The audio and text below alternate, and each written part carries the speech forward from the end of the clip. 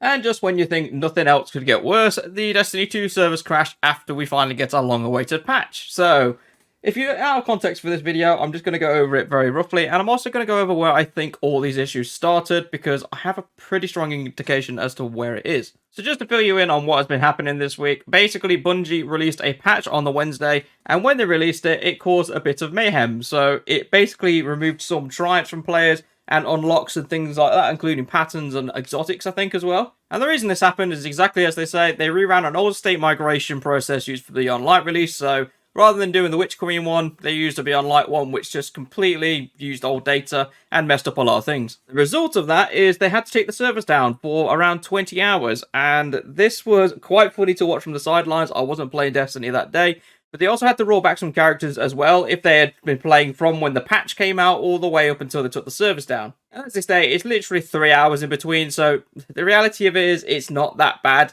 They could have been a lot worse if this was found out like 24 hours afterwards. So I will just openly say that it's very good that this got caught very early on. I know a lot of people on Twitter was complaining about not getting solo flawless runs, but that's not the point. You can get it anyway. If you've done it once, you can probably do it again. But this isn't exactly the first issue we've had recently. But as you can see, we jump back to January the 18th, and there's actually a post by Bungie Help. I know there's probably going to be posts even earlier about this, but it's basically when people started losing their characters out the blue. So I think some people were logging into the Destiny 2 accounts, wanted to go on their main character, and it was just gone. Or they encountered an error code, went back to the selection menu, and then the character was just gone. So yeah, that was another thing that we've had recently as well, so just to pile on the pressure for Bungie. And it looks like even now they're still having issues with the server, like error codes with coconut, currant, and cabbage.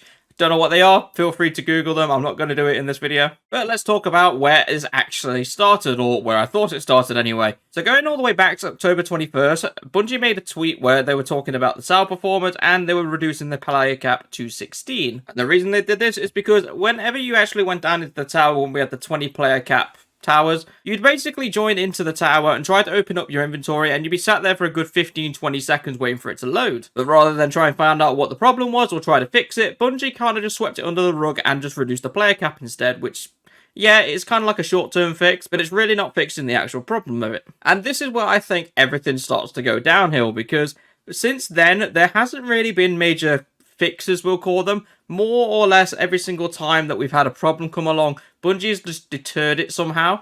And moving very quickly on to the next thing that went wrong for Bungie, which was Festival of the Lost. And this is just one of the twabs that describe it. I don't think it's the actual best one I can get. But either way, you kind of get the gist if you was around for Festival of the Lost. It was an absolute tragedy, because basically what happened was when we first had the event launch, if you was a player that had already been playing from the previous Festival of the Lost or any before that, then you would not be able to actually participate to begin with, because you wouldn't be able to manifest your pages. And the reason they did this is because for Bungie and in their infinite wisdom, they decided we're going to copy and paste the event again, which, sure, I'm not expecting anything new from Bungie at this point, but when they actually copy and pasted it, they basically took the old progress with them, which kind of caused a few glitches within the game itself. As a result, they basically had to make another patch the following week, which then allowed us to manifest the pages, and even then, it was a headache to do so. And just very quickly, as something, as I try to jog my memory of the past events as well, the Duality Dungeon was a big controversy as well when I think about it, because that was booked for a very long time. Well, speaking of which,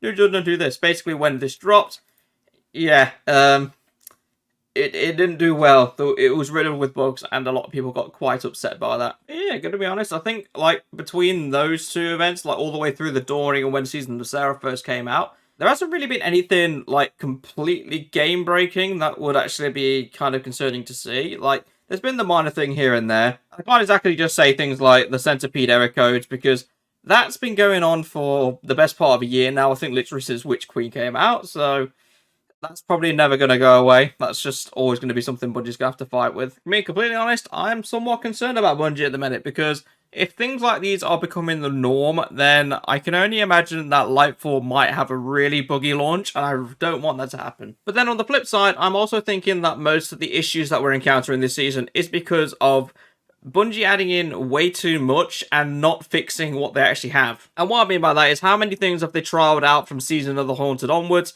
Like, literally, we've had the entire Crucible changed in terms of ranking systems, which is fine, but it's the fact of that it's always changing in some shape or form. it needs to have some kind of solid base, and the bugs need to be fixed before they can progress on to making something new. But again, I'm hoping Lightfall is literally just going to be that reset button where they can basically take off all the seasonal stuff and just start over fresh.